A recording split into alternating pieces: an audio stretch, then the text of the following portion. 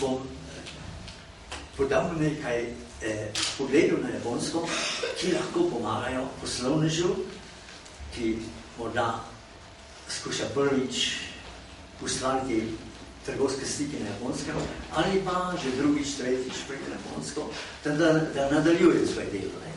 Glejte, prvi princip je tale, je zemljepis japonske, sili Japonca, da je kooperativen, kot sem morda ste videli letos marca pri katastrofi, ki je zadela Japonsko, kako se iz vse Japonske razprešili ljudje, ki so pomagali rešiti situacijo,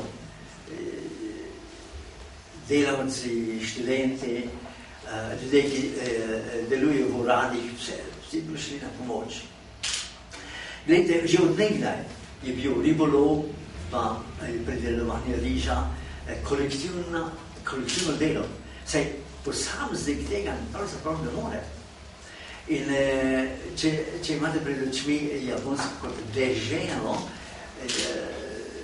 z nekaj velikimi mesti, zdaj v moderni dobi, ampak nekoč, naprimer z vasmi, potem razumete, da je že po sami naravi Japonec navezan na kooperativno delo. In to mu pomaga seveda k razvoju, je pa obenem tudi treba imeti pred očmi pritisk japonskega prebivalstva. Glede, samo 1/3 Japonske je obljudena. 2/3 so gozdovi, hribi, ponavadi špičasti, kjer ne more živeti. In tako na 1/3 je 127 milijonov ljudi. Koliko nas je v Slovenci? 2 milijona. In nekoč nek Japonec sprašal Slovenca, koliko vas je? 2 milijona. Potem pa rekel, v katerem hotelu živite? Razumete? V katerem hotelu? Za njega je to hotel domov za 2 milijona. Tokio ima, če se ne motim, 14 milijonov, 7 milijonov v samem centru, potem ima za okolico skupaj kakšnih 14 milijonov. To so milijoni. In če priješ na Japonsko, takoj razumeš pritisk prebivalstva. Še nekaj, kar je, bi rekel, značilno za Japonca, je njegova energija, da se povzdigne nad splošno milijonsko gnečo, v kateri živi. Zato tista energija, zmeraj naprej, nekaj novega, da premaga tisto, bi rekel, množico, v kateri živi. Potem še nekaj. Zdaj pa, kaj so Japonci versko? Versko, seveda, to je treba vzeti, kot pravimo, kombinatno sanec, to spravi, je nekaj vrste vira, ampak ni to čisto, bi rekel, v našem smislu. Japonci so fundamentalno šintoisti. Je zanimivo, da tisti, ki ne poznajo Japonsko, ali pa zelo, bi rekel, površno poznajo Japonsko,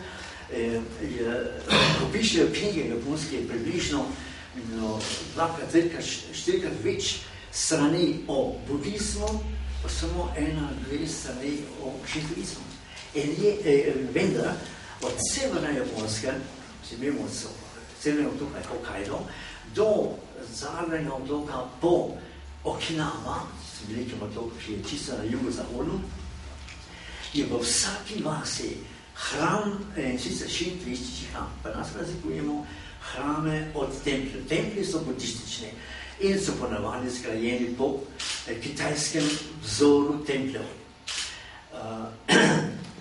To se je posebno dogajalo recimo v 11., 12., 13. stoletju. In takrat tudi budisti, tisti, ki so prišli na Japonsko, to je kitajski budizem, prosim, no, to ni indijski budizem, kitajski. Kakšna je razlika? Razlika je v tem, da je indijski budizem je poudarjal samostansko življenje. Ja, Kitajci so pa rekli, mi cenimo družino bolj kot vse drugo. Pa so spremenili svojo taktiko in na glasu na družinsko življenje so prišli na Japonsko.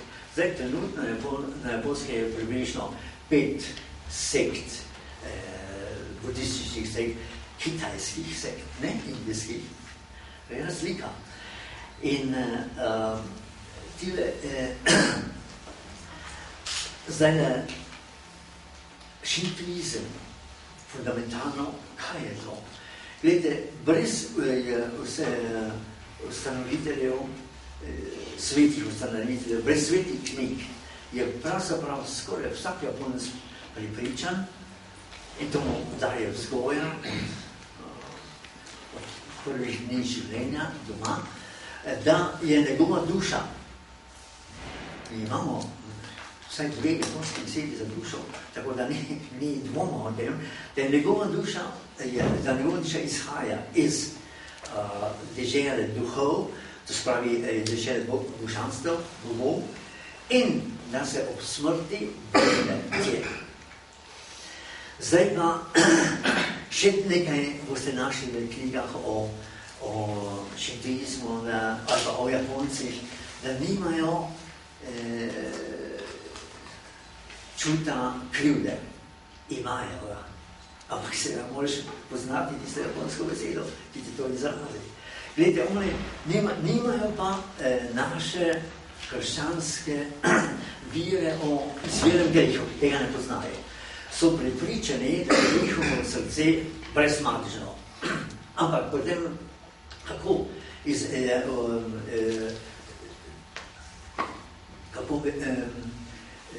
lahko tolmačiš napake, po naše grehe, ki jih tudi Japonci povzročajo. Oni pravijo, da bi bil pritisk na njihovo srce prevelik in so se vdali. Ali pa, da je bil vpliv hudobnih duhov tako močan, da so se vdali. In so pripravljeni na pokoro. Spet, pokoro, to besedo boste iskali za manj. V opisih Japonce imamo besedo za pokoro in pomeni, da se na vsak način, kako, to pa oni sami, to morajo da njim prepustiti, nimajo nobenih vzorcev, po katerih bi opravili pokoro. Ampak čutijo, da morda to je oni dovolj. Če pa v tem življenju te pokore ne opravijo, potem pravijo, bodo v nesmrtnem življenju, kamor se vračajo, kot duše in, ko bo to končano, bodo postali božanstva v tistem želji bogov, ki jo priznavajo, ki vanjo verujejo. In to je tako enostaven način njihovega, čisto preprosto bomo povedali. To imamo od staršev. In saj veste, da to največ ste že brali v tem, da ko jim je 3, 5 ali 7 let starosti, jih mati z očetom, brez očeta včasih, nese, če so 3 leta stari. Pri 5 letih že lahko hodijo k lokalnemu hramu, templu grejo, če ni hrama v tisti vasi, in darujejo otroka lokalnemu božanstvu. Sem omenil to, gledajte, spet zanimivo.